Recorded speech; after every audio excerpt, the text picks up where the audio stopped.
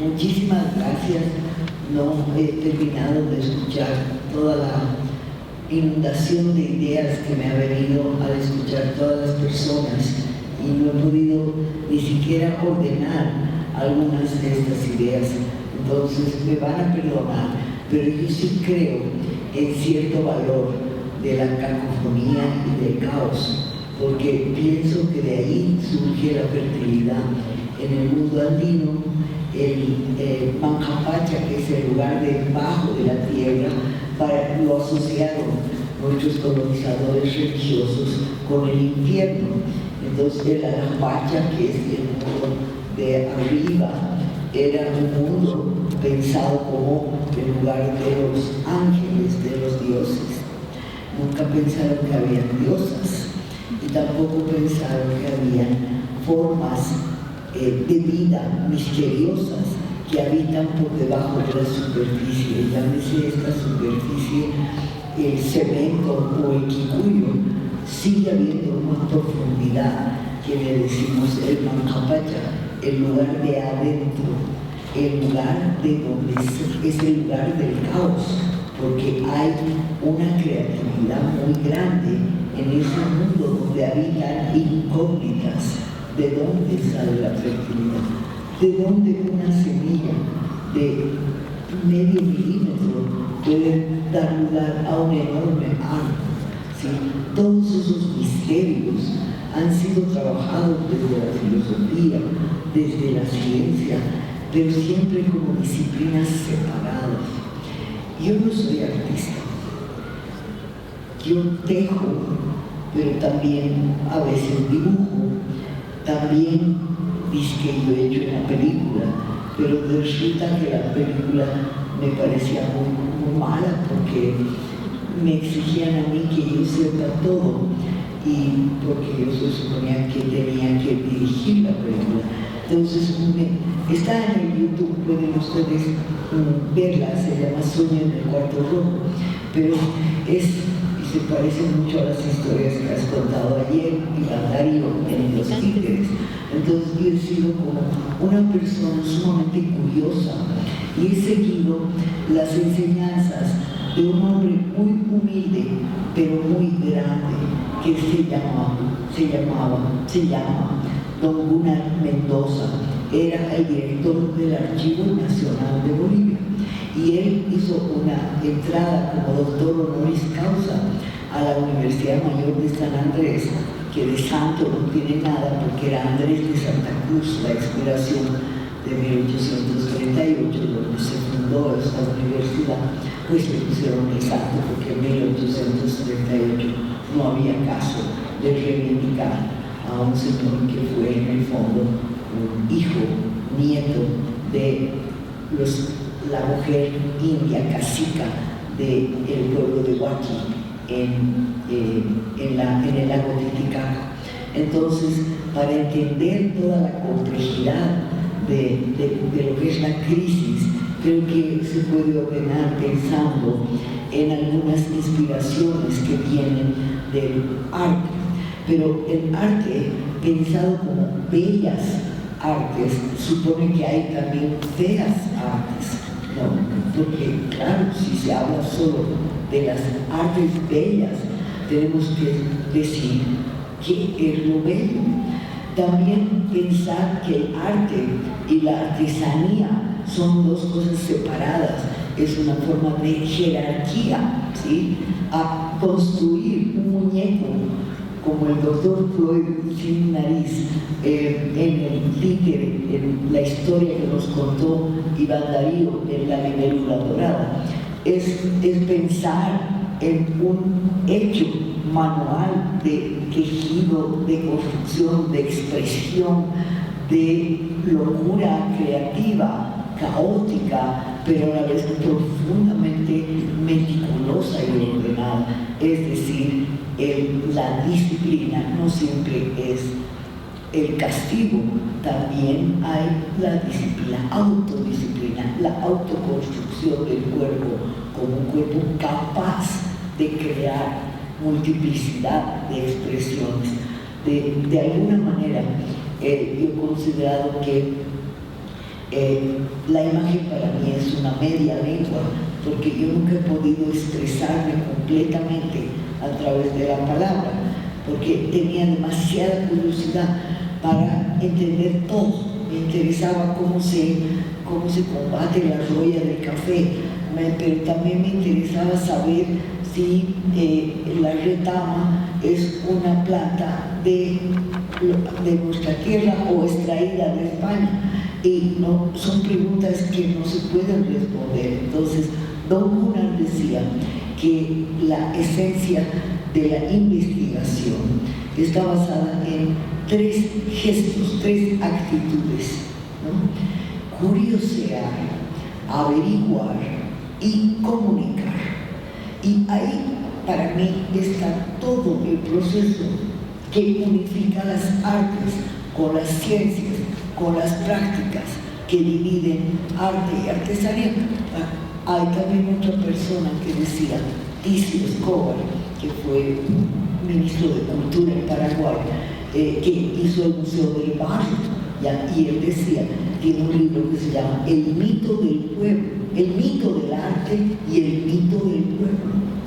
Para Ticio, el pensar en separar el arte por su no utilidad, porque no es utilitario, de la llamada artesanía, llamémosle cerámica o lo que sea, porque hay utilidad, es utilitario, es para mí muy absurdo, porque el arte tiene una utilidad, es gratuito en su utilidad, pero también tiene que buscar fondos, tiene que trabajar relaciones con el mundo de compra y venta, porque ¿cómo van a vivir los artistas si no son miembros de familias terratenientes que les alimentan su culto por las bellas artes? Entonces, hay tanta paradoja en las herencias coloniales que hemos recibido, que en este desorden caótico de mi exposición voy a hacer como atisbos de ideas separadas que pueden unirse en un tejido. Una es la idea de que si el conocimiento parte de la curiosidad, cualquiera puede conocer, pero si se trata de averiguar, ya estamos en un camino muy más sistemático para fijar ciertas temáticas, para enterarnos de ciertas historias y no de cualquier o toda historia, para crear una historia, sea en ficción, en títeres, en cine, o para contar una vivencia como es la expresividad del arte visual, de la fotografía, la pintura, etc. Tenemos que focalizar un poco la mirada, pero el mayor desafío es comunicar. ¿Cómo traduces todo ese magma de ideas que nos habita en ese caos creativo fértil, lleno de potencialidades, para que no sea una semilla que luego se muera?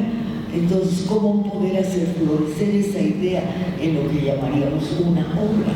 Sea esta una obra muy sencilla de cerámica, o sea también una gran mural, o un mural como lo que yo he visto en Bogotá, es una maravilla de lugar para mirar murales, es cómo se tejen las redes de los pescadores y de las pescadoras para poder trabajar la idea de un tejido colectivo. Entonces las conchas de retazo son una gran enseñanza de las abuelas, que tejían en crochet pedacitos y van colando y van armando colores, etc. Ahora han aparecido hermosísimas expresiones de artes plásticas desde los pueblos indígenas, desde las mujeres indígenas, los varones también. Entonces hay, por ejemplo, puedo mencionar a Francisco Huichaqueo, que es un artista visual mapuche, ¿sí?, que circula por el mundo mostrando sus videos, pero sus videos son parte de todo un trabajo para entender las tradiciones del sonido, que son cómo suena la plata al caminar. Las señoras mapuches, cuando van a hacer siembras rituales, van a poder, tienen que habitar un mundo sonoro, porque eso es lo que escucha la tierra, a la cual van a pedir fertilidad. Pero ¿de dónde viene la plata? De toda una negociación que hicieron los mapuches para no pagar y para frenar la explotación española, para ponerle un freno a toda esa agresión. Ustedes saben que mapuches de lo que hoy es Chile no pudieron ser conquistados hasta fines del 19, y fue también como a ciertos lugares de la Patagonia llegaron muy tarde los conquistadores, porque se enfrentaron con pueblos resistentes y guerreros. Pero como hicieron también las mujeres mapuches, que son las que bordan los tejidos, donde meten cuentas de plata, y cómo colocan las cuentas de plata en el tejido y hacen sonar para que la tierra escuche el sonido de la plata. ¿De dónde venía la plata? Del Cerro de Potosí, en lo que hoy es Bolivia. Ese cerro también brindó la plata, brindó uno de los focos de producción de plata para la emulsión de plata, que significa la fijación de la imagen fotográfica. Es una emulsión de plata. Entonces hay que pensar lo que costó, a quienes les costó esa delicada labor, y cómo se conectaron subterráneamente los dolores de los indios unitarios, que iban a pagar su servicio gratuito al Cerro de Potosí, con la inteligencia femenina que acompañaba a esos varones reclutados forzosamente para que puedan liberarse de la mitad a través del trabajo libre, mejor dicho, del trabajo asalariado, que en ese momento era mucho más libre que la mitad, porque la mitad era trabajar sin paga alguna.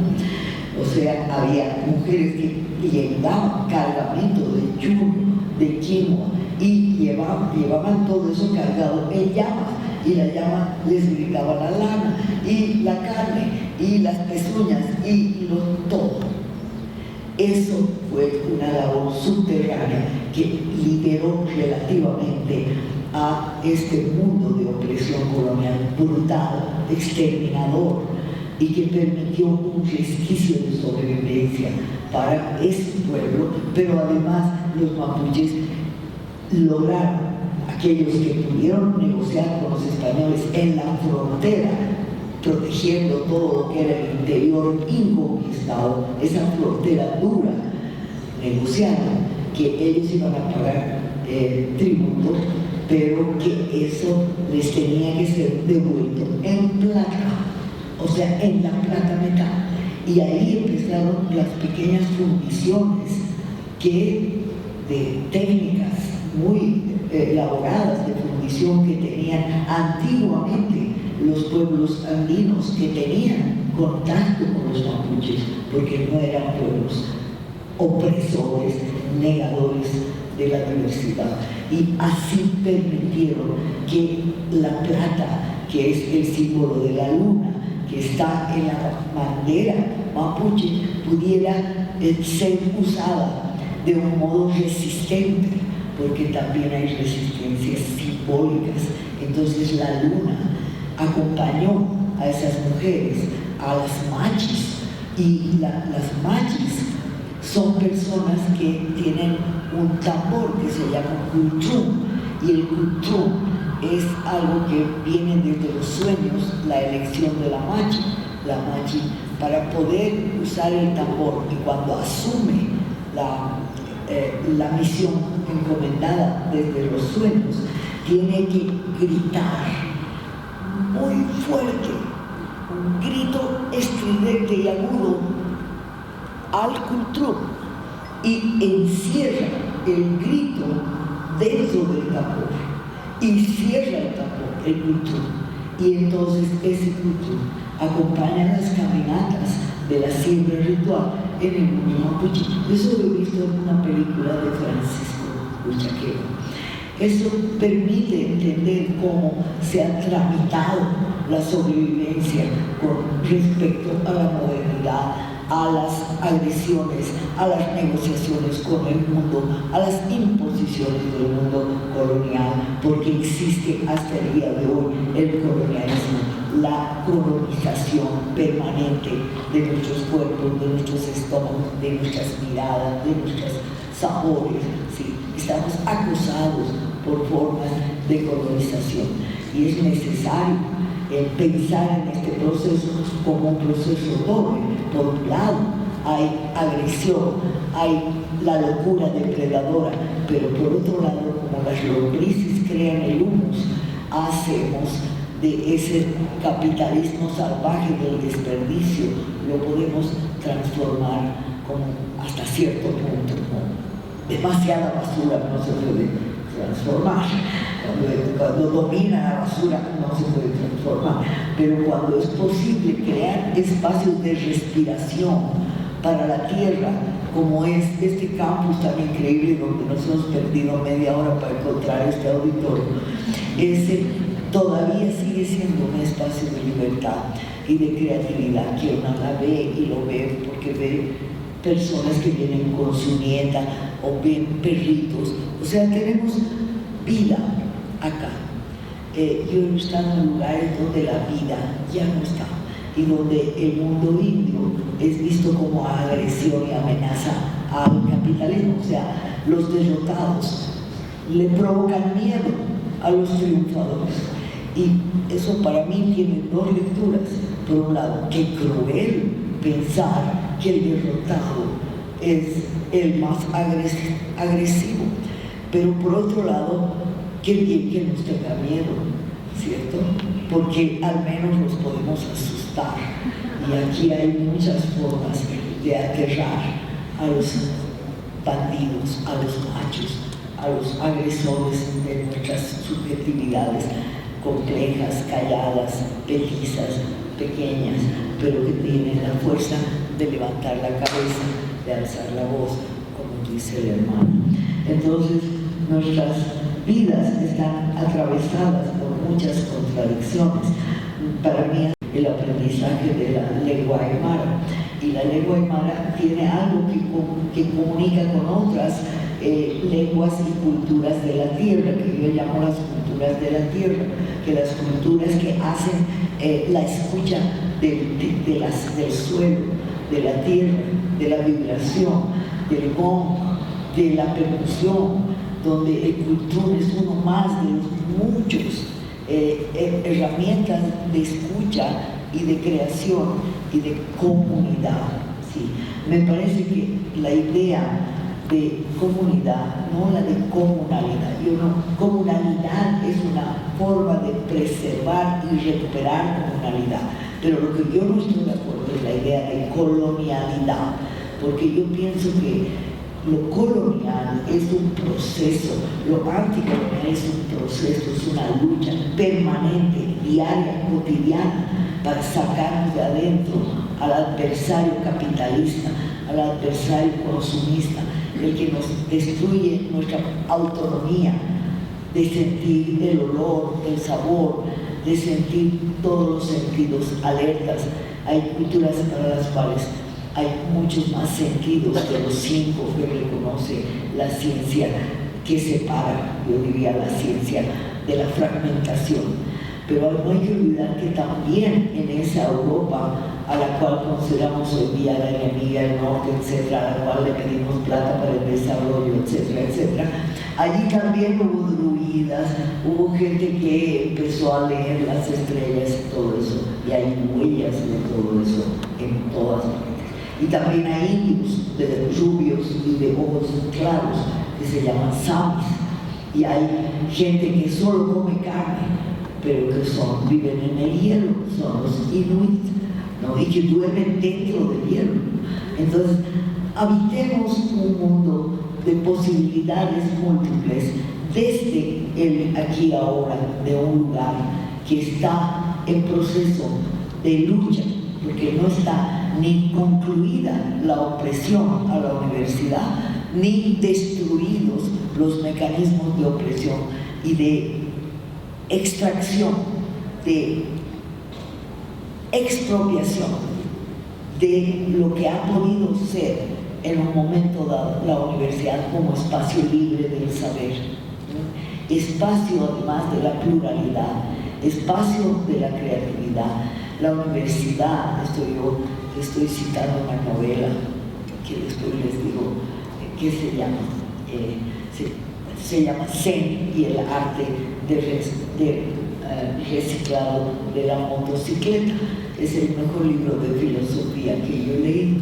Este libro dice, en un párrafo de eso, dice: la universidad no son las aulas, no son las paredes, no son los pizarrones, no es el PowerPoint, no es el blog, tampoco es la mesa, tampoco es el micrófono, no son los profesores, las maestras ni los maestros, ni tampoco las estudiantes ni los estudiantes.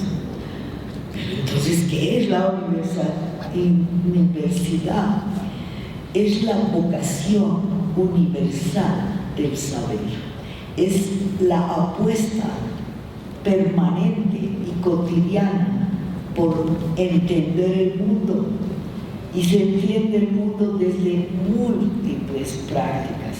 La práctica que divide el arte de la artesanía está olvidándose cuán utilitario puede ser el mecanismo de la competencia por quién sobresale más en la Bienal de Venecia, pónganse el caso, o que las modas vienen y hay veces que se pone de moda en la documenta de Cáceres, se pone de moda la instalación, y entonces el que presenta una obra de representación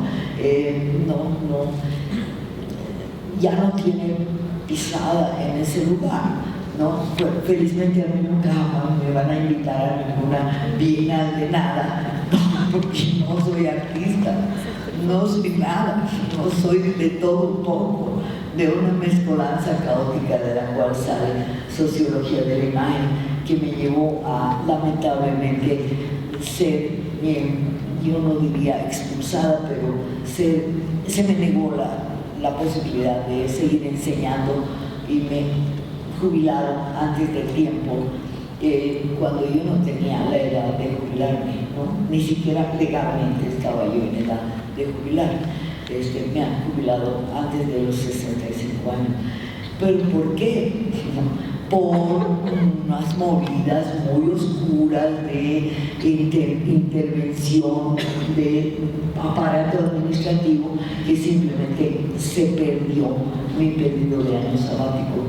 Después de 10 años yo pedí un año sabático para hacer un texto y se perdió, y me hicieron una nota muy cruel la administración. Lo sentimos mucho, pero su proyecto de año sabático llegó un día más tarde del plazo, cuando se estiran todos los pasos posibles, si es que hay alguien que interesa a ciertas cúpulas para que entre y siga, porque en la Universidad de San Andrés hay el voto directo, no hay claustro, no hay voto delegado, sino que es voto directo.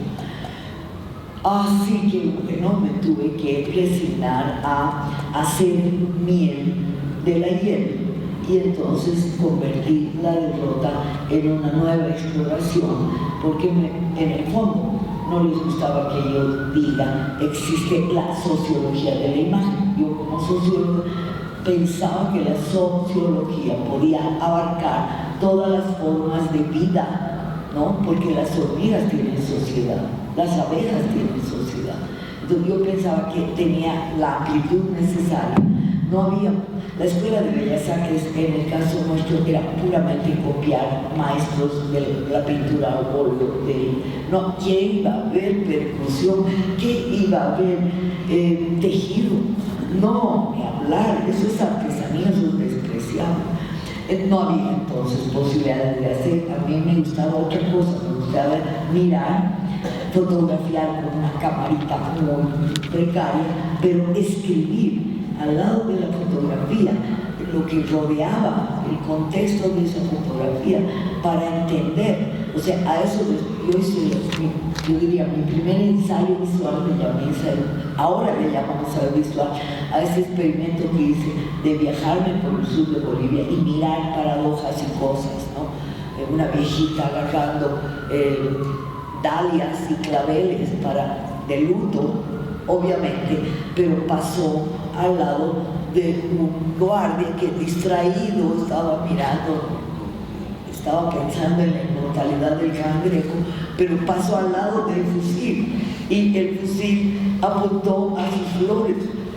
Y a mí me pareció una imagen maravillosa, pero yo tenía que de algún modo escribir algo para que esa imagen adquiera su potencia. Bueno, eso después se llamó mi práctica de sociología de la imagen. Entonces, ¿por qué vamos a eliminar la imagen del ámbito del conocimiento de lo social? No había para mí ningún motivo que pudiera justificar que a la sociología se le prive, porque luego empezaron a ver las montones de materias, sociología del arte, sociología, pero no era sociología de la imagen, porque a mí me parecía que también la imagen nos domina, nos seduce de mala manera. La publicidad, la fotografía de prensa miente de una manera muy sutil, porque no te dice esto es mentira, te dice esto se ancla. El anclaje de la imagen de prensa es lo que dice el titular. Bueno, eso lo estudió un personaje muy querido que es Roland Barthes en un libro Obvio y Obtuso, donde trabaja el tema de la imagen y luego la cámara lúcida, que para mí es un homenaje a la muerte como parte de la imagen. O sea, la imagen siempre está por detrás, siempre llega tarde, siempre hay una brecha. Y bueno, cuando la brecha es muy grande, ya sabes que estás mirando a gente que ya no vive en el mundo actual. Entonces, hay toda una reflexión basada en la muerte de su propia madre. Y la potencia de esa reflexión ya no tiene escuela, porque escuela es la que luego se le hizo hacer a Barthes, porque lo vieron semiólogo, estudiador de los símbolos, pero de la logos, o sea, solo se puede ver símbolos con la lógica, el pensamiento racional. Bueno, entonces ahí hay otra experiencia bien interesante que la trabajó Didi Huber, judío, que reflexionó mucho sobre la fotografía, pero él tuvo en su momento la idea del anacronismo de las imágenes y cuenta la idea fundamental del encuentro, que era un desencuentro entre Avi Warburg con su Atlas Mnemosyne y Walter Benjamin, que no pudo nunca acercarse porque ya Warburg, ustedes saben que estuvo mucho tiempo en el loquero, en el manicomio, ya. Entonces ya era inalcanzable, y fueron sus discípulos, Panofsky, que creó la iconología, cuando lo que había hecho Warburg era otra cosa, era justamente trabajar la imagen anacrónicamente para producir el impacto del choque entre las diferentes imágenes. Bueno, esas fueron las reflexiones y las ideas, pero yo también tuve que legitimarme, y para eso hice una búsqueda, bueno, en realidad fue un reencuentro con arcaicos sociólogos como Wright Mills. Wright Mills era un personaje inclasificable, que luego se llamó la Escuela de Chicago, que él simplemente nos fascinaba cuando estábamos de estudiantes, porque escribió un libro que lo tradujeron muy rápidamente al castellano, que se llamaba Escucha Yankee, ¿no? Que es la protesta contra la invasión de Nicaragua o de Guatemala, o de las muchas invasiones que hubo de intervenciones norteamericanas en nuestro continente.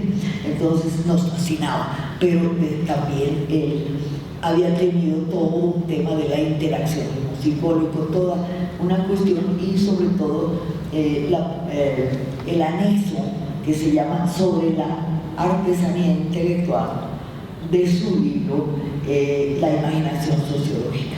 Para mí el hecho de juntar sociología e imaginación ya era una maravilla. Y quien nos hizo conocer a Ray Mills fue un poblano que murió tratando de rescatar a un herido el día 21 de agosto de 1971 durante el golpe de Banzer. Y Mauricio Lefebvre para mí era un gran personaje, porque se fue a catequizar a los mineros y los mineros lo catequizaron a él. Los mineros le enseñaron a vivir una vida de entrega al pueblo, ¿sí? A la gente del trabajo, ¿no? Y la gente del trabajo nos ha acompañado permanentemente en este proceso, y por eso también de ahí hemos recuperado la idea de que hay una ética del trabajo, que es lo que une arte, artesanía, porque es la labor, sea textil, sea cerámica, sea de títeres, con lo que llaman el gran arte pictórico.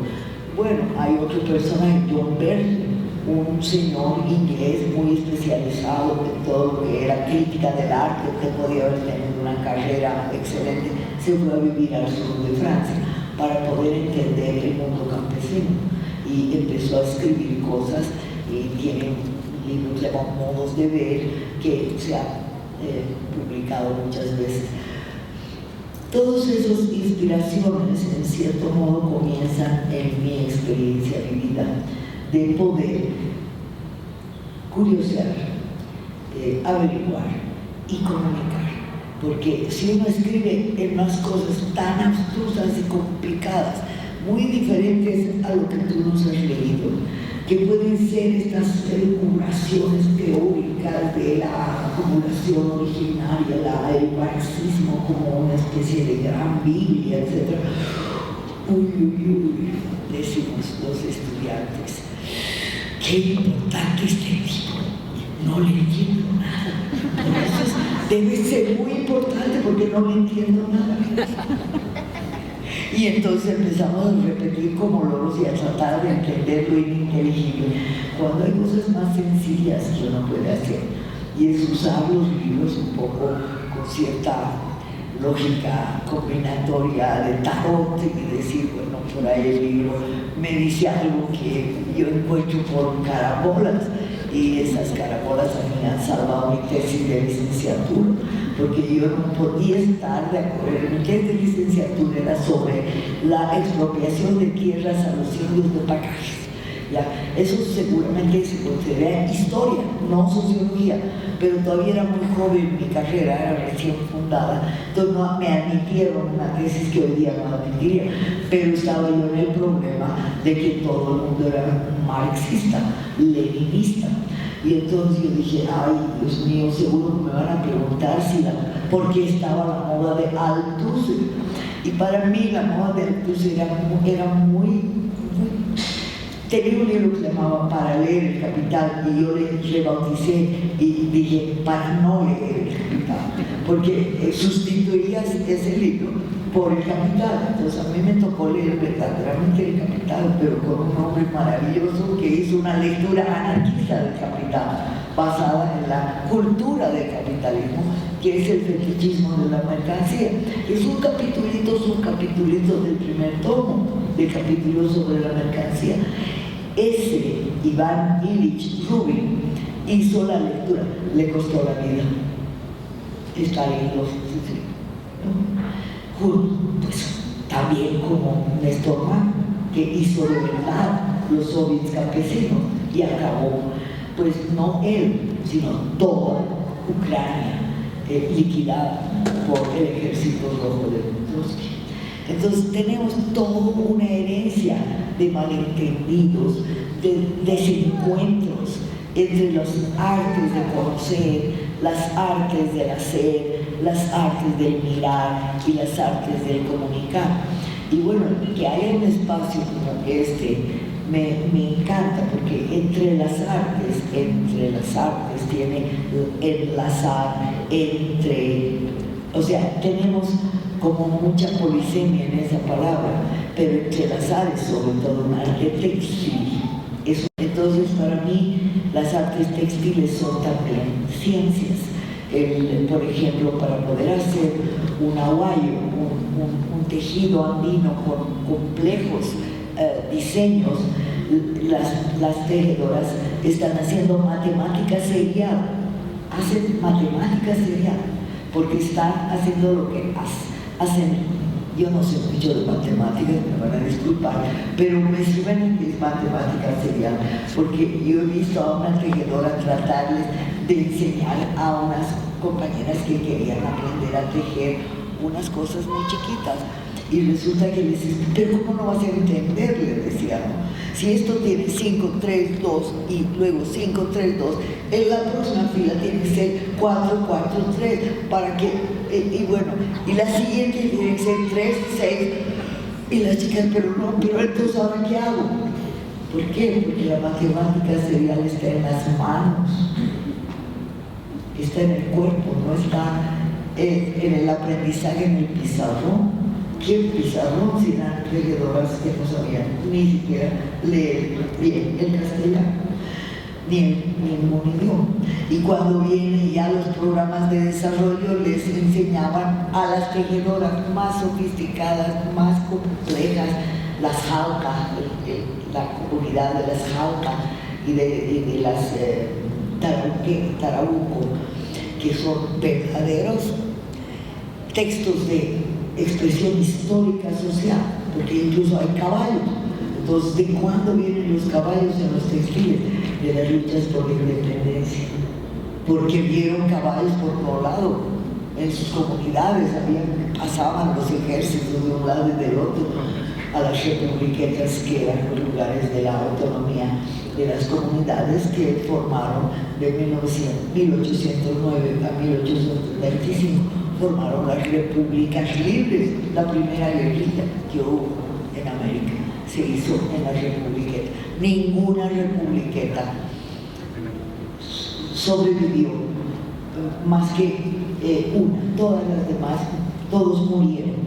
Juana Zurduy fue una de las pocas que fue mujer guerrillera en una republiqueta, pero en la zona donde fue la zona del refugio de los aymaras luchadores de la rebelión de Tupac Katari, Tupac Amaru, Tomás Katari, en esa zona floreció una republiqueta que logró llegar al día de fundación de la independencia, pero quien debió haber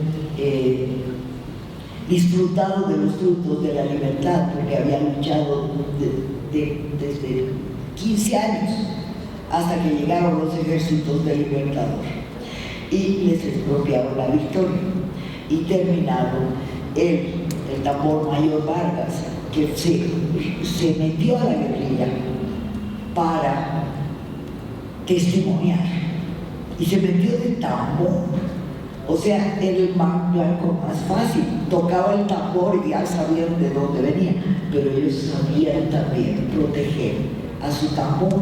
Y también él, ¿qué tendría? Él, que dijo en su diario, porque hay un diario que escribió él entró a la guerrilla para hacer un diario. Él dijo: nosotros no vamos a disfrutar de los frutos de la libertad por la cual hemos luchado, y se convirtió en indio tercero. Él era un mestizo de Oruro y se metió a la guerrilla para contar la historia, y cuando vio que no iba a poder y nunca nadie quiso publicar su diario, y fue don Gunnar Mendoza el que, archivista, humilde, trabajador del conocimiento, recuperó y encontró el diario y lo publicó, el diario del Tambor Mayor Vargas. Ese diario fue hecho por un personaje que hizo literatura, hizo historiografía durante su lucha por la independencia. Entonces, fíjense qué paradoja el que tengamos que separar todo. O sea, o se lucha o se estudia ciencias o se estudia arte, o se estudia óleo o se estudia acuarela. Bueno, hay casos de ser especialistas, porque si no hacemos algo bien hecho y nos metemos a hacer de todo un poco, como yo hago, cada cosa que sale medio mal, entonces a mí el fracaso mi fracaso como cineasta dio lugar a que yo sepa lo que no hay que hacer, ¿ya? Y por lo tanto me convertí en socióloga de la imagen, que es de algún modo el poner en obra, en poner en práctica lo que se hace al trabajar con el conocimiento a través del medio que sea. Y yo me inspiro mucho en los medios que no son propiamente de la escritura, porque me cuesta. Yo no hablo español, yo hablo castellano, pero el castellano que nosotros hablamos es bien difícil de traducir al castellano estándar. Le llamamos castillano, que es una suerte de dialecto del castellano estándar culto. Como la RAE es igual que todos los fagocitadores de ideas, cada rato incorporan nuevos términos. Y entonces para mí la risa es un arte liberador. Entonces yo digo, yo me he inventado una reformulación de la filosofía, porque nos han matado a los filósofos, a los mamautas, a la gente, mucho más a las mujeres. Es que no les escuchaban, gracias a lo que no les escuchaban, preservaron los saberes virtuales y los saberes textiles, pero nadie pudo recoger sus voces. Entonces lo que conocemos como historia es la historia de los Andes, es la historia contada por unas élites masculinas que, si bien las mujeres se escaparon donde pudieron a convertirse en lo que los españoles llamaron brujas, y que en realidad eran sabedoras, sanadoras, personas que manejaban el conocimiento del cuerpo, del parto, etc. Ellas pudieron sobrevivir, pero luego cuando vienen los procesos de reconocimiento del mundo indio, siempre aparecen los varones como portadores de lo que debe ser el indio, el deber ser, ¿no? Y por eso en sociología yo siempre digo, la sociología no es una ciencia normativa, es una ciencia experimental, y lo experimental siempre es lo que es y no lo que debe ser, porque si nos metemos a lo que debe ser, pues ya estamos en otro ámbito del saber, que es el saber para transformar, el saber legal, ¿no? Pero yo creo que nosotros, la gente de sociología de un país que tiene dificultades enormes y que sigue siendo un país paria, aunque ha tenido una notoriedad, un cuarto de hora de fama que ya está durando 20 años, como que el país donde hubo una maridaje entre el marxismo y lo indio. Qué bonitos, qué lindo sería que sea verdad, qué lindo que fueran mujeres, que fuéramos sabedoras, que no nos necesitan certificar para poder trabajar en lo que sabemos.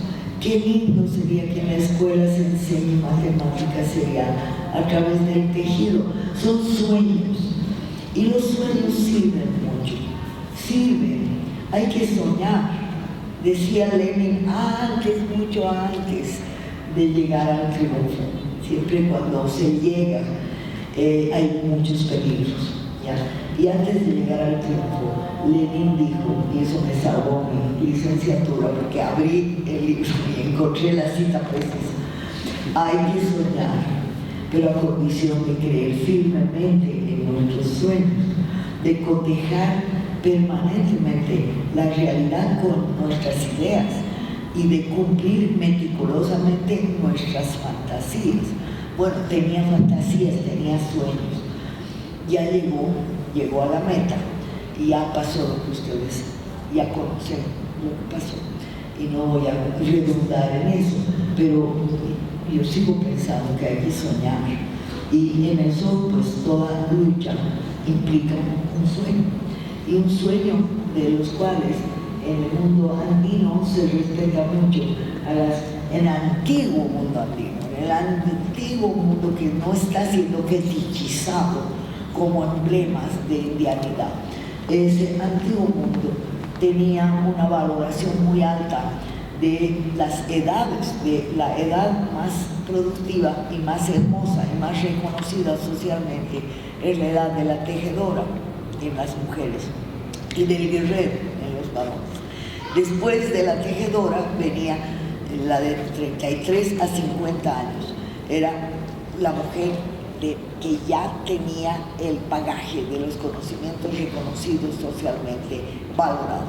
Después venían las mayores que eran de 50 a 70 años. Ya, esas seguían tejiendo, seguían hilando, caminando, paseando.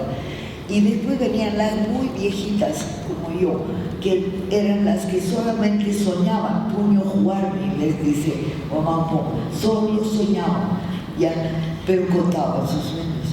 Y contaban a través de esos sueños lo que podía ocurrir o no ocurrir.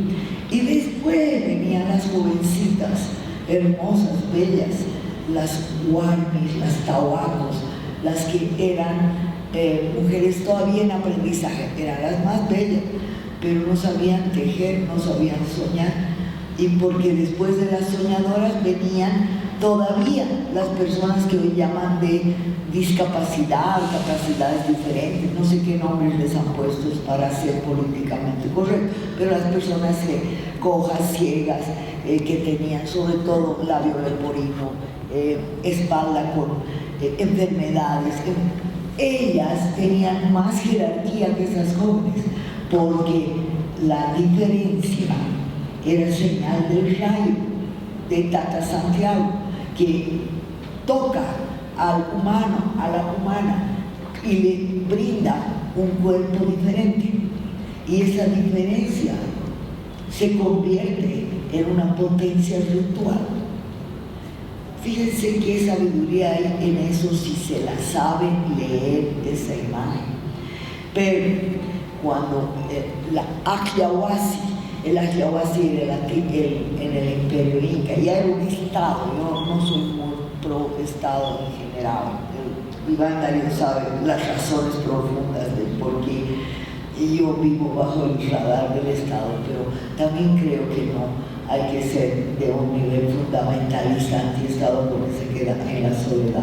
Y creo que es preciso tener esperanza en el cambio y trabajar en esos momentos de oportunidad para mejorar la vida o para evitar que nos avasalle la muerte llamada neoliberalismo, capitalismo salvaje, destrucción de la posibilidad de reproducir nuestras comunidades, nuestros conocimientos. Entonces es evidente, yo soy anarquista, pero no soy sonsa. Entonces creo que hay potencial de cambio, pero que siempre hay que estar alertas a la ola que puede venir a destruir, a la ola del tsunami neoliberal, porque se retira la ola, nos deja un ratito libres y ¡pum!, viene y nos traga. Entonces cuiden mucho los espacios que han logrado sobrevivir, amplíenlos, y con eso pueden hacer lo que hacen las tejedoras sabias, que es entrelazar hilos, conciencias, ideas, filosofía y crítica, porque si las cosas que he visto en el teatro La Libélula Dorada han sido de las más agudas críticas a la sociedad que me ha brindado la experiencia, y ha sido un regalo de la Pacha tenerlo a Iván Darío a mi lado, al cual yo le pedí: ¿quién quieres que te comente? Perdón por las ciencias sociales, perdón a los artistas. Yo quiero que un titiritero me comente, pero es que es un viejo arco de las luchas, de las reflexiones críticas. Crisis tiene la misma raíz que crítica, y si no podemos entender que la crítica nace de los momentos de crisis personales, sociales, colectivos, locales, mundiales, no vamos a entender nunca que el pensamiento crítico no puede congelarse. Todo lo que se congela en una estructura fija, llámese normativa, llámese programa, llámese lo que se llame, en el caso nuestro son leyes que no se cumplen, emblemas que representan pura fachada, superficies brillantes que esconden mucha porquería, superficies brillantes en el sentido de bellos palacios llenos de gobierno, llenos de símbolos de la cultura, pero donde habitan toda una serie de oportunismos. Entonces todo eso, además, son símbolos fálicos, ¿verdad? Grandes edificios. Entonces para mí todo eso es lo que no debe pasar en un lugar donde se hace el proceso de las redes y de entre las artes.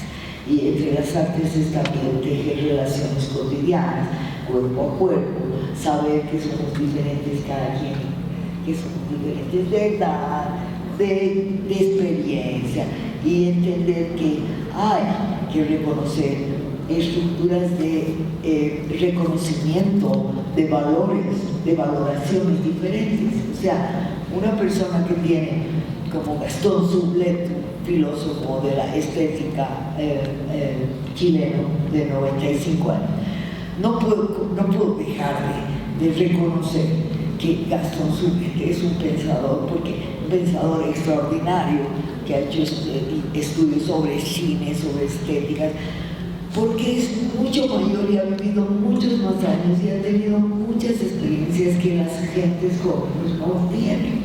Entonces yo no reclamo jerarquía alguna para la vejez, pero sí reclamo respeto a las diferencias. Y cuando yo entro a una biología, oiga, yo no estoy tan frágil, yo hago yoga y todo, pero mi mano no puede con una maleta llena de libros. Nada, la señorita dijo, no le puedo ayudar. Entonces hubo gente solidaria, había un colombiano que había vivido en Nigeria por carambolas a mi lado y me dijo, yo le ayudo. Y la solidaridad existe, las relaciones de cariño existen.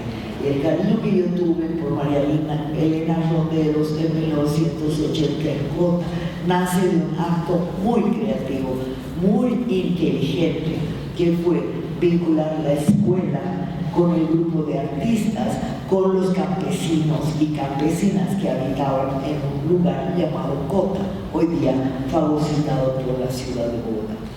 En ese momento, en los 80, María Elena organizó una cuestión de unir maestros, maestras, artistas y niños y niñas.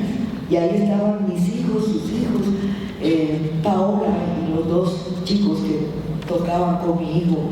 La cucharita se me perdió de los carrangueros de Raquel. Y era esa alegría de vivir lo que llevó a esta mujer tan creativa, tan llena de energía creativa, que dijo, vamos a hacer un mural. Entonces hubo como un debate, ¿qué hacemos en el mural? Y las niñas y los niños se impusieron sobre las artistas y los artistas, por supuesto las sociólogas no entraban en nuestra, pero yo era mamá y esto estaba sumamente interesada en ver. Cada quien pintó su chacra, su pedacito, su cultivo, su casita.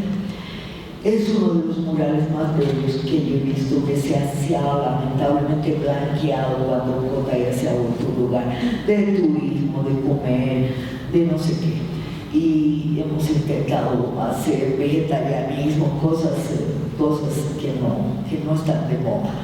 pero que en María Elena se tradujeron en un mural que duró muchos años.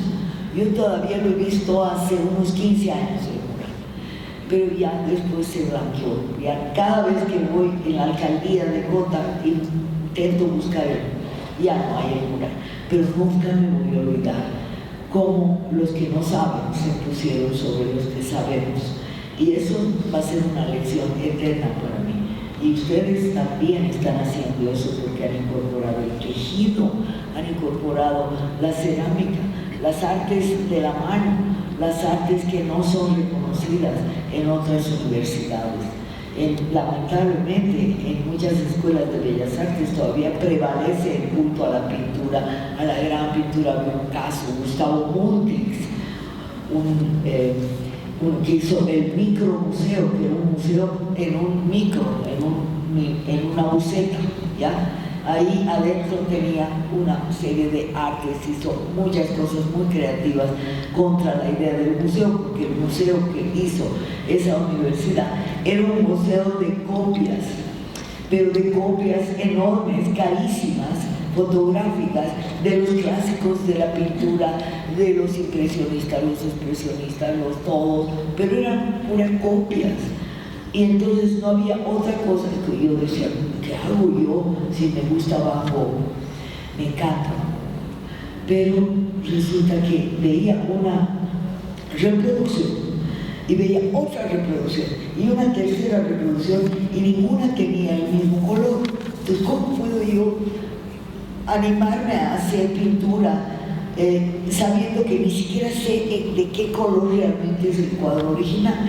Entonces ahí fue la revolución universitaria del año 71, y el año 70 yo boté mis pinceles, mi caballete, y se los regalé a un amigo que sí hizo escultura en Brasil, hizo performance, hizo muchas, me han contado, porque él ya está en otra dimensión, igual que María Elena.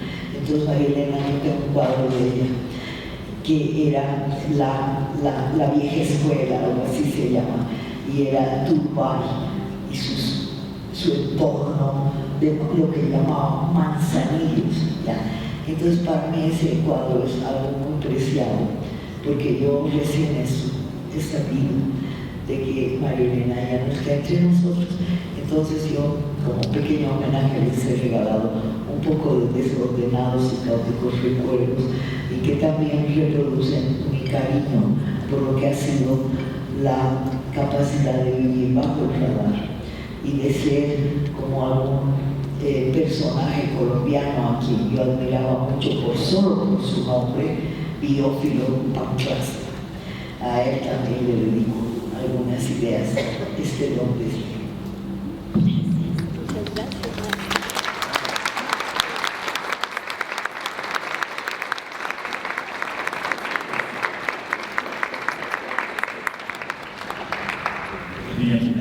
Y luego voy a presentar a Iván Darío. ¿Está bien? Sí. Bueno, muy bien.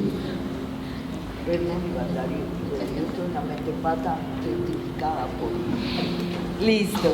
Este es un poema dedicado a María Elena Ronderos y a Silvia Rivera Cusicanqui. Eso que nos conduce, la respiración que se anticipa, es un hilo. Un delgado hilo juega en sentidos diversos, como diverso es el presente que nos atraviesa.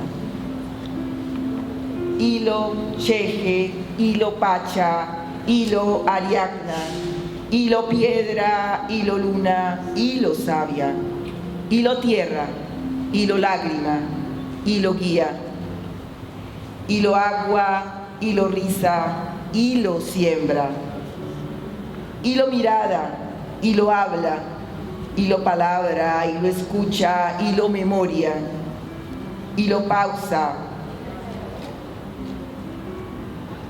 Hacedor hilo, piel hilo, hilo, danza hilo, historia hilo,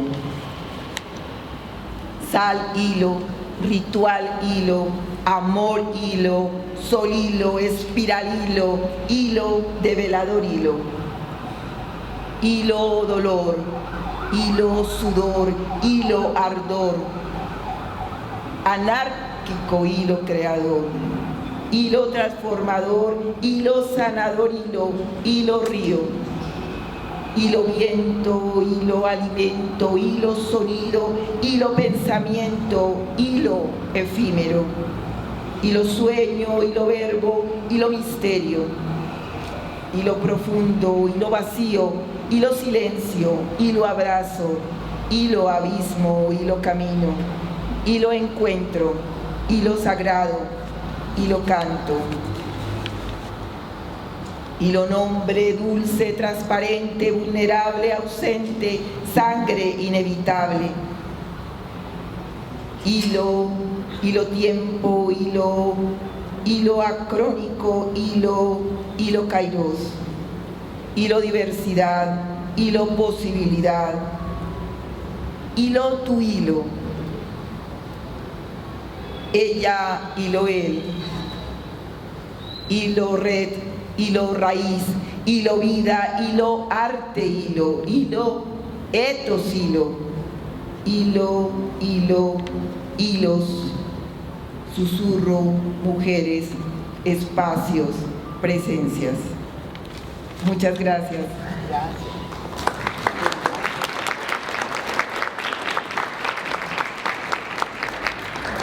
Iván Darío Álvarez, que va a comentar lo que nos acaba de transmitir, de comunicar Silvia Rivera. Antes de nacer en la ciudad de Medellín, en 1956, ya era ácrata. Es anti todo, más que un antioqueño, devoto de su pintoresca parroquia, es ateo, gracias a Dios, y de pura fe vive de milagro. Es un infante irredento, un manipulador profesional que no cesa de jugar con muñequitos.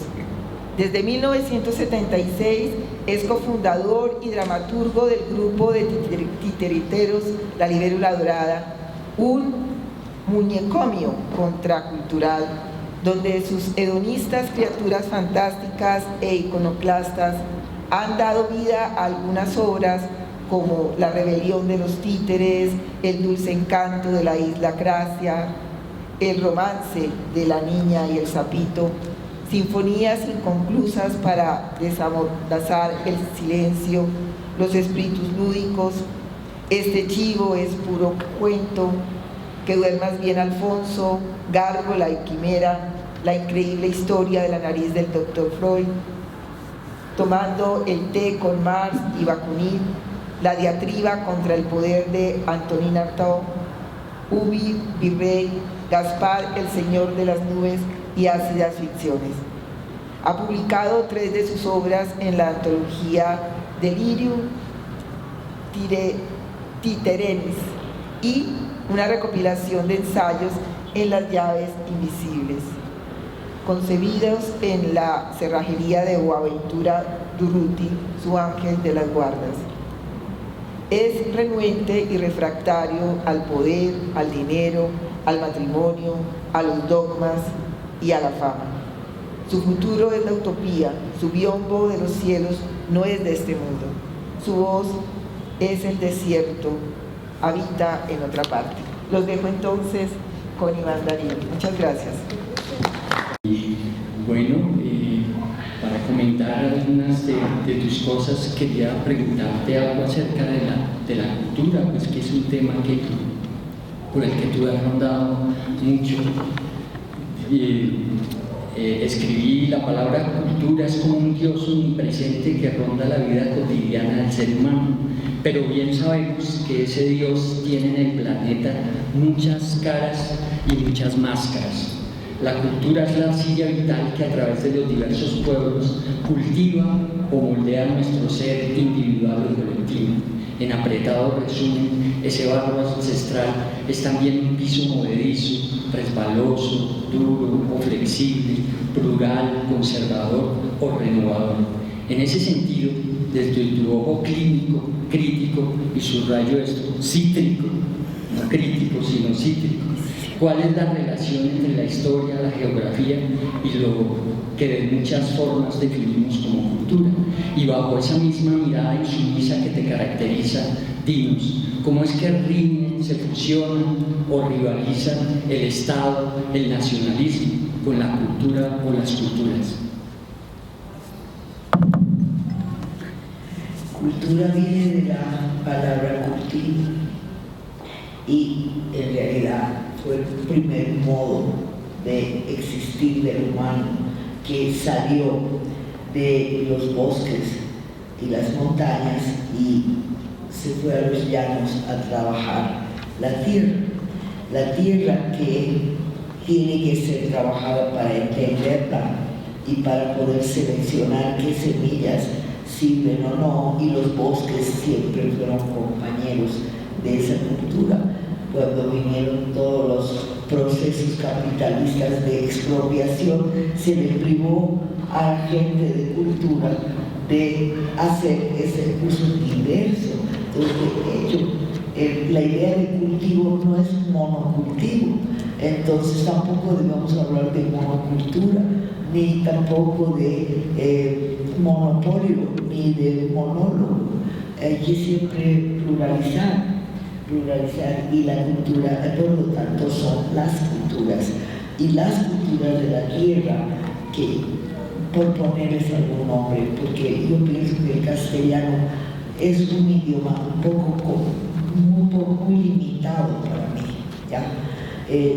La limitación del castellano viene porque es, junto con otros idiomas latinos, es un idioma de prefijos.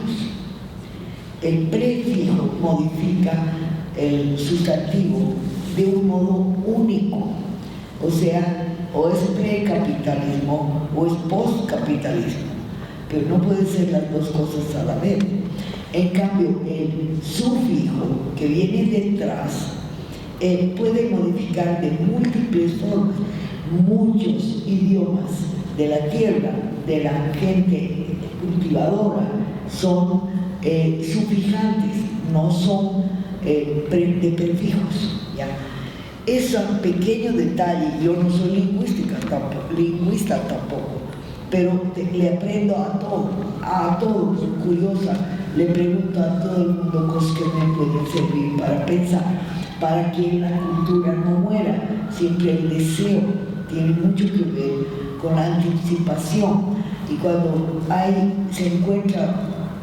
yo me encuentro con un filósofo del deseo, que como es Ernest Bloch, el Principio de Esperanza, wow, ese es el libro que yo necesito, ¿no?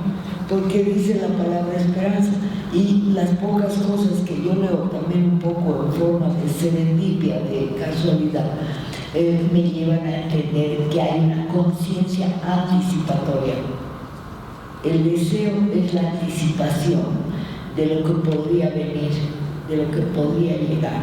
Entonces, para poder entender esa idea de Iván, de que la cultura está como trabajada desde muchos ángulos de la vida, me parece que lo que tú estás diciendo alude al deseo también, al deseo de una vida que pueda ser, de un mundo habitable, de una vida vivible.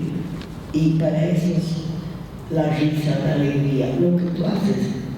Me parece que es cultura en el sentido plural, amplio, lleno de humor, conocimiento, reflexión, crítica y risa. Y pues yo celebro eso, y por eso te devuelvo la pelota. Gracias, Silvia. En esta crisis civilizatoria que padece ahora como un cáncer el orden, donde el progreso y la tecnología nos han convertido en la nueva especie narcisa y egocéntrica de cosmopolitas domésticos, pero por otro lado cierra cada vez más las fronteras para parias, desplazados, para los sin tierra, para los humillados y descamisados de siempre.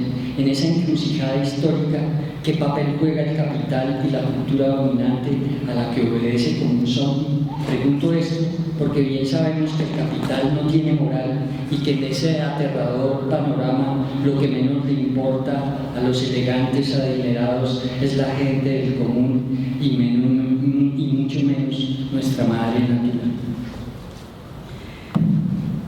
Tienes toda la razón. El capital no tiene moral. Por lo tanto, yo creo que una cosa que no podemos permitir es que la inmoralidad del capital empiece a trabajar nuestra vivencia, convirtiéndonos, por ejemplo, en indiferentes, en insensibles, ¿sí? Y en consumistas de las modas, llámense modas académicas, modas de consumo. Yo, por ejemplo, soy vegetariana, pero no soy vegana, porque el veganismo se ha vuelto un negocio de convertir la remolacha en una cosa tan parecida a la carne que un vegano puede comer hamburguesas con sabor de carne, pero no sabe que se han muerto un montón de pequeños negocios chiquititos de vegetarianos que cultivaban en sus pequeños espacios o que tenían gallinitas con huevos que son de gallinitas que corretean. Para comentarles sobre la crueldad, KFC se llamaba antes Kentucky Fried Chicken. ¿Qué pasó? Que hubo una movida de los como vos que están mirando qué cosa está mal y poniéndole el cascabel al gato, ¿no? Y hubo gente que dijo, no puede ser que se llame gallina lo que venden esos señores, es pechuga con patas, es algo que ya no está tan transformada la gallina que tuvieron que hacer por el Drug and Food Administration todo un trámite para quitarle el nombre de pollo. O sea, Kentucky Fried Chicken era pollos de la canasta de Kentucky, ¿ya? Pues el señor ese no pudo usar la palabra pollo gracias a que le negaron. Pequeña, pírrica batalla, porque igual KFC sigue vendiendo como pan caliente, pero hay gente que sabemos la historia y que sabemos que esas gallinas ya son de un nivel de crueldad e insensibilidad. Exactamente lo que tú has dicho. Ejemplo, ese es un ejemplo. Bueno, voy a hacer otra pregunta sobre la cultura y paso a hacer preguntas que vienen del público. Más allá de visiones ingenuas o desconsoladoras y distópicas que nos rondan, ¿crees que los seres humanos contemporáneos aún estamos a tiempo o lo suficientemente dispuestos para provocar una revolución cultural imprevisible y sin precedentes? Y si soñar es una tarea esencial, como citabas lo de Lenin, ¿cuáles son las tareas imprescindibles para ir abonando, fecundando y cosechando ese desafiante horizonte al que nos desafían los sueños? Pucha, qué grave. A ver, voy a invocar a los dioses de la memoria para decirte una cosa en colombiano, en caribeño, colombiano. No hay que hacerse ilusiones sobre tibios colchones de algodón y de seda. La vida que nos queda debe servirnos para vencer. Y después, disuelta la quimera, cruzar a la otra orilla y pegarnos contigo. Luis Carlos López, el tuerto López. Ese personaje, ese poema se llama Así hablaba Zaratustra, y cuando yo vi eso dije, ay no, hay que borrarle el título y quedarnos con esa hermosa frase: no hay que hacerse ilusiones sobre tibios colchones, porque la vida que nos queda, quién sabe cuántas, horas, días, meses, años. Esa vida nos debe servir no para vencer en la carrera de obstáculos del capital, sino para ganar para la vida adeptos, ganar amistades, ganar amigos, ganar gente que sonríe, que puede gozar y puede vislumbrar un futuro posible, algo posible que no sea un sueño de catástrofe, porque el cine de Hollywood está especializado en el catastrofismo o en la falsa apariencia de lo alternativo, porque es terrible ver, yo me acuerdo, Avatar, qué horror, hay el jovencito que es el que lucha y es el que salva el planeta, y resulta que los animales entran a ayudar a los humanos. ¿Cómo los animales van a ayudar a quienes los depredan y los matan? ¿No es cierto? Entonces, otra pequeña anécdota. Ayrton Krenak, un indio del Cerrado brasileño, fue convocado el 12 para que vaya a Brasilia el 12 del 12 a las 12 que tenía que acabarse el mundo, es decir, que tenían que acabarse las computadoras. Entiéndase el mundo como lo entienden ellos. ¿Quiénes le mandaron? Y Ayrton es un personaje que sabe vivir entre dos mundos, sabe estar pisando una cosa, tenía mucha curiosidad de saber qué querían. Las señoras de élite de Brasilia le habían convocado y le habían dicho: queremos que nos digas cómo podemos postergar el fin del mundo. Y Ayrton les dice: ¿para qué quieren postergar el fin del mundo? Que se acabe más el mundo, porque si no todos vamos a acabar enlatados en el supermercado. ¿Y quién nos va a comer? La risa de ese hombre, cómo lo contó eso, que yo lo he escuchado decir eso a Ayrton en un encuentro en Río, que se llamaba Los 1000 rostros de Gaia, era tan hilarante, pero a la vez tan profundo, que les haya dicho: ¿para qué quieren postergar el fin del mundo? Ya de una vez el mundo se va a estar regenerando sin nosotros, dice, porque nosotros le estamos estorbando a la marcha. Entonces es eso, Iván, que yo digo: no hay una posible revolución, hay micro revoluciones. Se revoluciona la vida cada día en cada papá que se ocupa del trabajo de la cocina, en cada mamá que empieza a combinar de manera feliz sus dobles jornadas, en cada joven que para poder licenciarse tiene que trabajar harto. Pero entonces, ¿qué le queda a ese joven si quiere hacer algo de algoritmo? ¿Irse de la universidad? No, puede entrar a artes, pero si le resulta que le gusta la ingeniería, bueno, aprenda de las mujeres jóvenes, haga doble jornada, haga la jornada del buen comportado, de la persona bien comportada, y haga la jornada de la lucha, del activismo, de la berraquera, de la siembra de ideales. Esas cositas nos ayudarán a mirar que podemos no microondas, por favor, porque no sabemos lo que es, pero micropolítica, la pequeña cosa, tiene repercusiones porque es capaz de generar, vía ejemplo, una irradiación de las ideas. Tú irradias, no sabes a cuánta gente les llega, porque eso también tiene las ventajas y las desventajas de los medios. La desventaja es que si te cuelgas de ese aparato, estás con el vigilante en el bolsillo, nunca lo apagas, estás pegado a un aparato que te está mirando, que sabe dónde estás. Bueno, pero si lo sabes usar para compensar las dificultades de comunicación en un mundo tan ocupado, tan veloz, etc., también se puede usar bien. Entonces Capiz mucho mejor que yo para usar el celular para comunicar. Gracias a ti me he enterado de las luchas que nos esperaban al llegar a Bogotá. Yo pensé que nos esperaban incendios y resulta que ya hace rato se habían pasado y ahora estábamos en otra fase, una fase muy interesante.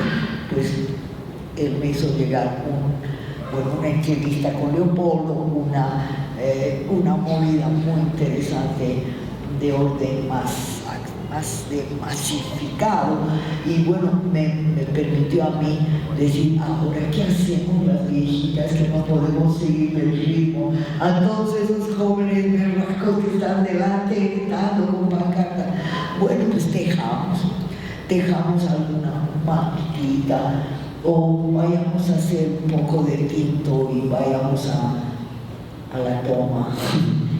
Entonces esas cositas son las que se pueden hacer, las microrevoluciones, ¿no es cierto? Sí, yo también creo mucho en esas pequeñas cosas. Y ya que citas el ejemplo de la libélula, pues me siento muy contento porque a nuestras funciones a veces van los abuelos, los papás y los niños, que son 3 generaciones que llevan viéndonos a lo largo de los 48 años que tiene la libélula. Entonces, pues sí, yo creo que la cultura, la sensibilidad se transmite de persona a persona. Sí. Y eso... Y tú sabes que, no me has visto tú, que yo era una peticita gordita con 2 hijitos, pero yo he ido a tus primeras funciones, he venido en realidad a las primeras funciones de la libélula con mis hijos, con mi hija y mi hijo, que hoy día tienen 52 y 51 años. ¡Ay, qué bien! Eso no me lo habías contado. Por algo será. Bueno, aquí llegó una pregunta con un regalito, es un libro, se llama La Comunagogía, una alternativa en la educación actual, y viene con una pregunta que dice: lo común es hoy una alternativa a la hegemonía, y eso cómo puede expresarse en la educación formal y en el arte. Sí, hay muchos nombres para lo mismo, no hay que preocuparse mucho de los nombres. Hay otros que le dicen Pachasofía, es la filosofía de la tierra. Hay como Leque Alberto Jolabal empezó a entender el idioma Topojalabal, y es una enseñanza increíble para entender la posibilidad de la pluralidad de miradas sobre lo mismo. O sea, es la misma idea de la sabiduría de la nosotridad. Él habla de que no tiene forma de ponerlo en castellano, porque es muy pobre el castellano. Entonces lo han enriquecido los poetas, las poetas, lo han enriquecido las que crean neologismos, como lo que nos ha hecho escuchar con la palabra hilo, ¿ya? Hilo es un puerto también. Entonces hay como tanta polisemia en el lenguaje que podemos jugar mucho, pero yo creo que hay algo que no es solamente jugar. O sea, lo lúdico es la ludoteca, la posibilidad de hacer juego con el aprendizaje, pero no hay una sola comunidad, forma de comunidad. Las formas de comunidad son muchas, hay comunidades heredadas, hay comunidades de afinidad. Yo creo, pero firmemente, en que la afinidad crea comunidad. Y también hay comunidades temporales, porque si uno se fija solo en la comunidad heredada, hay una sola comunagogía, hay una sola pedagogía, pero resulta que hay lugares de afrodescendientes en el Chocó que no entienden un rábano de la comuna, porque comuna también es la comuna de París, tiene todo mucha como carga semántica. Entonces que cada quien invente su forma de comunidad, y por eso me parece que es una alternativa. Yo no me gusta la palabra alternativa, pero por razones puramente idiosincráticas. La erradicación de la coca en Bolivia se llamaba desarrollo alternativo. De ahí a mí me provoca urticaria la palabra alternativo. Entonces, yo no soy alternativo, entonces que me tengo que inventar una forma de decirlo, que es alter, nativa, con N mayúscula.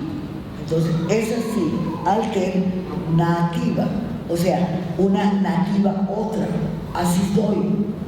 Entonces, no es lo mismo, no es fácil de discutirlo en lectura, o sea, en palabra, pero en oralidad. Pero en la lectura tú puedes señalar lo alternativo, y eso ya me he quedado con eso, pero yo le digo nativa, ¿no? Entonces, el tema es que no hay una sola alternativa.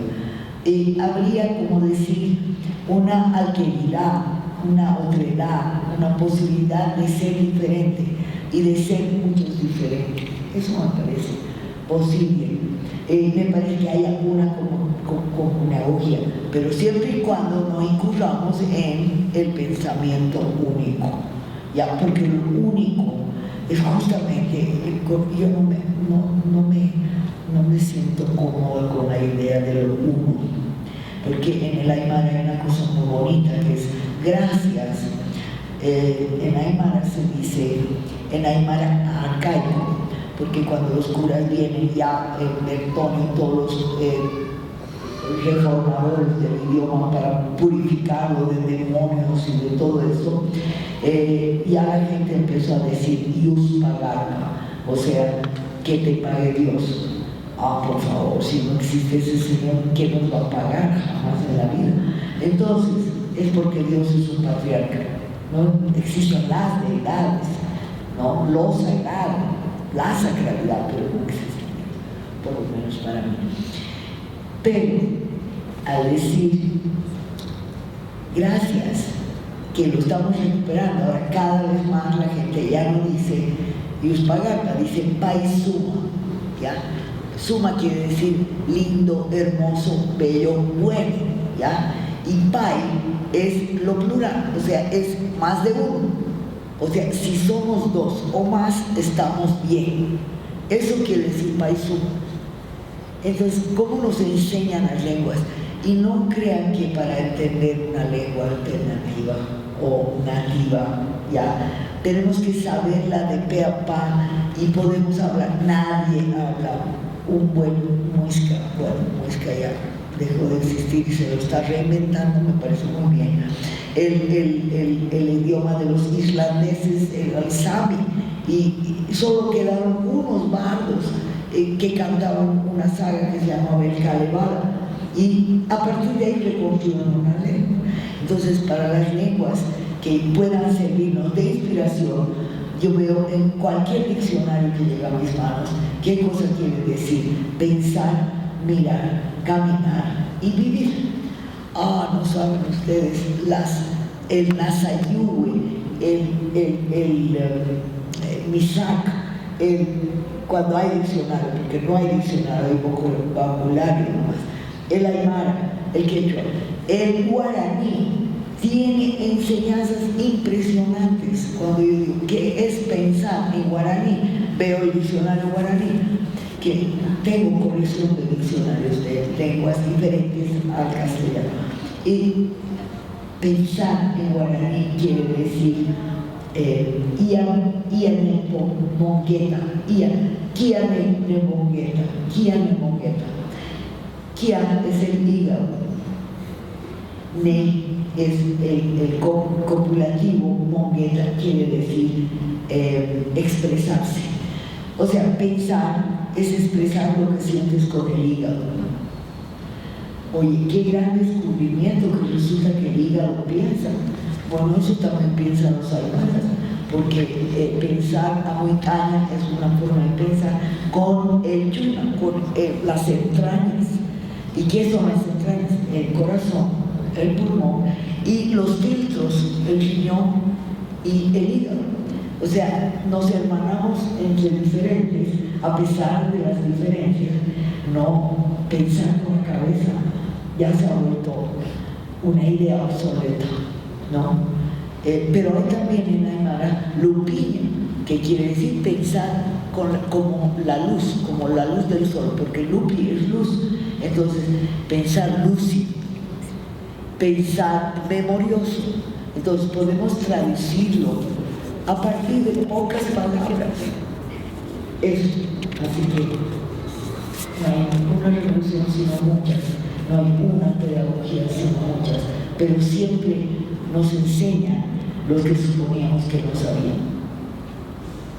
Bueno, otra pregunta viene del público, dice: ¿el sistema capitalista ha estancado el desarrollo de las comunidades? o estas perviven y son más fuertes que el sistema. ¿Cómo conocemos el ethos de las comunidades que han pervivido y lo visibilizamos?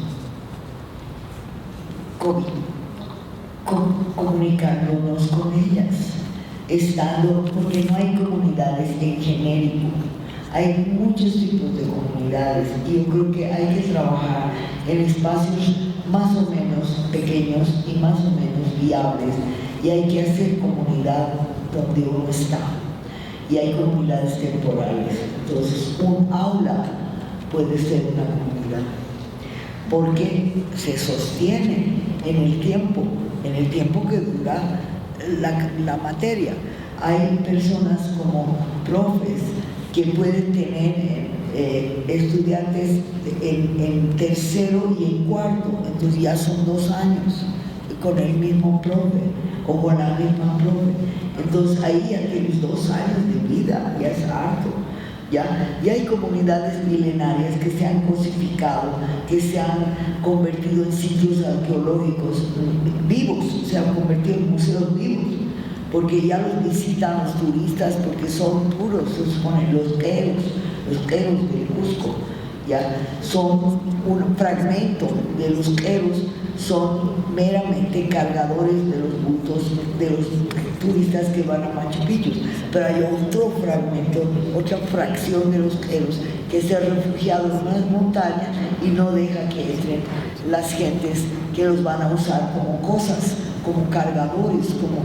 Yo me puse a llorar cuando he ido a Machu Picchu a ver que los queros es una cultura sumamente elaborada en torno a sus tejidos, sus rituales, todo. Y lamentablemente para mí estaba perdido todo ese mundo. Pero yo tengo un ahijado de Pau Cartambo, quechua hablante, y él me ha mostrado un video y han revivido los queros en su integridad, en su alteridad, y tú no ves ni un solo mochilero, nada ahí. Entonces hay de todo en esta viña del Señor. También hay vírgenes que son cerdos, ya. El crucificado no me gusta mucho porque es muy sufrido y una víctima nunca puede dar alternativas, entonces hay que superar las nociones de víctima. Y por eso en esa pregunta siempre yo pienso en que el cómo hacer hay que hacer haciendo.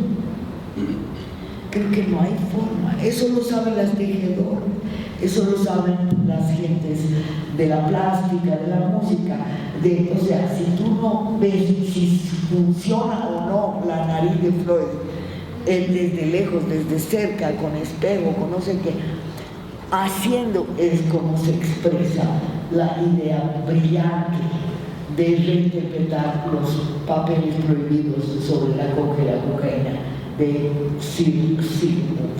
Entonces, esa brillantez del hacer tiene que traducirse en casi todas las disciplinas universitarias.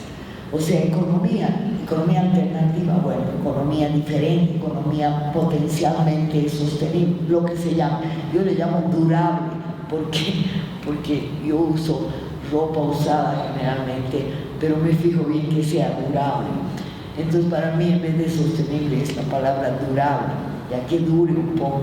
Entonces, esa economía durable o sostenible puede ser no una, sino muchas formas de sostener, y algunas no funcionan porque la gente no quiere consumir, entonces déjenlos en paz, porque una norma ácrata es el respeto también, pues si quiere la persona, el Puerto López, pues si quieres la sostenibilidad del planeta en una forma grande, bueno, una contribución interesante sería que te suicides, una contribución generosa. Si has vivido, no suicidarnos. Bueno, esas son las catástrofes a las que queremos ponerle freno. Entonces, por eso yo sostengo un poco de que no hay una forma única, sino posibles múltiples formas, todas ellas experimentales, que algunos son experimentos con éxito, otros con menos éxito. Hay maldades exitosas, perversidades fracasadas. Entonces aprendamos de los fracasos del adversario y de los triunfos de los amigos. Bueno, vamos llegando al final, porque como el Dios Cronos siempre gobierna nuestras vidas y a nuestra majestad el cuerpo, y seguramente tú estás ya cansada, pues lamento mucho que ha suscitado una cantidad de preguntas que se quedaron sobre la mesa, entonces te voy a hacer la última. Dice, ya deben tener sueño ustedes. Sí. Entonces, pues duerman. ¿Cómo ves la relación entre lo cotidiano en procesos de educación artística comunitaria? Es que yo no hago eso, hermano. Yo hago lo que puedo, pero yo lo que veo es que hay comunidades muy diversas que florecen más allá de los claustros, más allá de los cementos. Están en Tabio, en Tenjo, en Usaquén, en donde sea. O sea, no sé, me estoy inventando nombres, porque hay mucha habilidad acá de la toponimia, ¿no? La toponimia es muy hermosa. Pero hay también cosas muy negativas, o sea, puentes, carreteras, cosas que están ya trabajando un lugar muy grande, ¿no? Entonces, las descentralizaciones de la vida son formas, ¿no? Y yo sí apuesto por salir un poco de esos ámbitos centralizados, ¿no? Y por eso, por ejemplo, en donde voy, porque yo he viajado mucho por nuestra tierra y también he ido al norte, hasta que he jurado nunca más volver al norte. Es que es mucho camello, como dicen acá. Entonces, para mí, la posibilidad de aprender horizontalmente sin fronteras, no encerrarse en las fronteras de la nación, aprender de diferentes pueblos cercanos y un poco más lejanos. Yo soy tan curiosa que he aprendido de todo un poco. Y he podido tener la amistad con gentes que han también posibilitado esos aprendizajes, ¿no? Entonces he sabido cosas que no sé cada día, y por eso que lo cotidiano es un aprendizaje sin fin. Nunca terminas de saber lo que tengas que saber para vivir, ni para sostener tu vida en tu entorno cotidiano, porque si terminas y obra concluida, te has armado un pedestal. De ese pedestal se llama ego. No puedes bajarte, como el pobre doctor Freud, ¿no es cierto? No puedes sentarte, no puedes hacer nada, ¿no?